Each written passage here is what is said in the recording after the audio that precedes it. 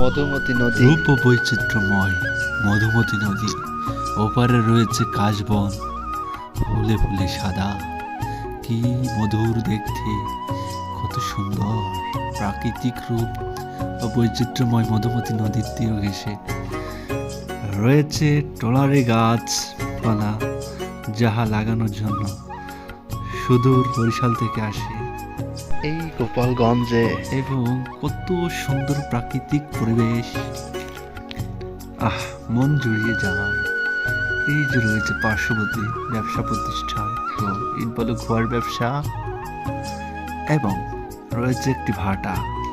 তো কত সুন্দর প্রাকৃতিক পরিবেশে উপরে রয়েছে কাশবন, ফুলে ফুলে সাদা, মধুময়, মন জুড়িয়ে যায়, কাশবনে ভরা।